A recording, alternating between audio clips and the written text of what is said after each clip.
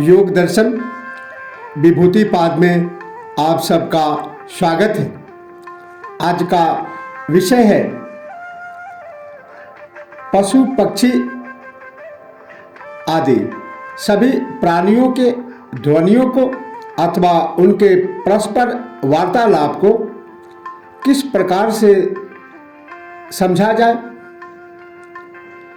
इस बात को उल्लेख करते हुए महर्षि पतंजलि योग दर्शन विभूति पाद पातंजल योग सूत्र 17 में कहते हैं, शब्दार्थ प्रत्ययानां मीतरेतराध्यासात् संकरस् तत्प्रविभाग संयमात् सर्वभूतरूत ज्ञानम्। शब्दार्थ प्रत्ययानां मीतरेतराध्यासात् संस्करस्तत् प्रविभाग संयमात् सर्वभूत तरुत ज्ञानम्। अर्थात शब्द, अर्थ और ज्ञान तीनों का जो एक से दूसरे का अभ्यास हो जाने के कारण मिश्रण हो रहा है, उसके विभाग में संयम करने से संपूर्ण प्राणियों की वाणी का ज्ञान हो जाता है। सूत्र 16 में इस पाद के अंत तक विभिन्न स्थानों पर संयम करने से क्या क्या ज्ञान होता है तथा कौन कौन सी शक्तियाँ योगी में आ जाती है, यह बताया गया है। ये सब सीधियाँ ही है जो सभी समाधि के बाद योगी में आती है।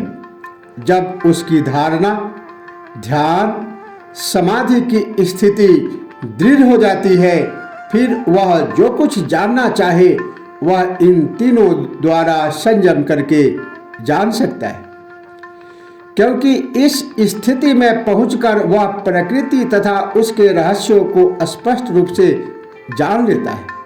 सूत्र 16 में भूत एवं भविष्य के ज्ञान के बारे में बताया गया है।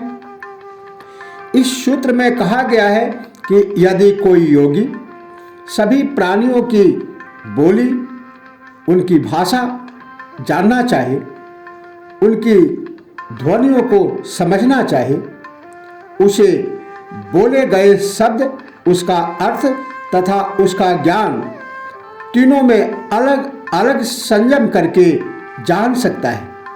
सामान्यतया शब्द, अर्थ और उसके ज्ञान का एक दूसरे से भ्रम हो जाने से इसका मिश्रण हो जाता है, जिससे हम एक भाषा द्वारा अभिव्यक्त किए गए शब्दों का ही अर्थ एवं ज्ञान कर पाते हैं, जो हमें सिखाया गया है।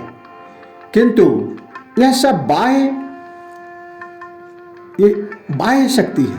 यदि हम भीतर की ओर प्रवेश करें तो वहाँ पहले ज्ञान है, फिर उससे विचार उत्पन्न होते हैं तथा बाद में इन विचारों की अभिव्यक्ति बाहर शब्दों अथवा संकेतों द्वारा होती है।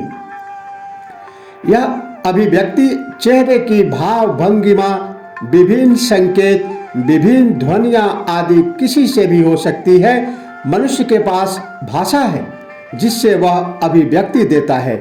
पशु पक्षियों के पास भाषा कुछ ध्वनियाँ हैं तथा संकेत हैं जिससे वे अपने विचारों तथा भावनाओं की अभिव्यक्ति करते हैं। योगी संयम द्वारा उस प्राणी के भीतर जो ज्ञान है उसे पकड़ता है कि वह क्या कहना चाहता है, फिर उसके द्वारा जिन संकेतों, भावों तथा शब्दों का उच्चारण होता है उसे पकड़ता है। इससे तीनों का संबंध हो जाता है कि किस प्रकार के ज्ञान को अभिव्यक्त करने के लिए किन शब्दों तथा ध्वनियों का प्रयोग किया। इस विधि से वह समस्त प्राणियों की बोली तथा ज्ञान प्राप्त करता है, जो इस तीनों में अलग अलग संयम करने से होता है।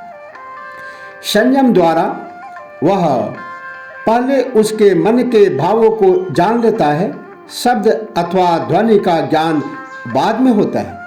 हम शब्द पहले पकड़ते हैं, फिर उनसे उसका आशय समझते हैं। शब्द और ज्ञान के बीच काफ़ी दूरी है, इसीलिए सभी तथ्य न शब्दों से प्रकट किए जा सकते हैं, न समझने वाला उसका सही स्वरूप समझता है। इसी को कम्युनिकेशन गैप कहते हैं। यदि योगी इसे सही रूप से समझ सकता है,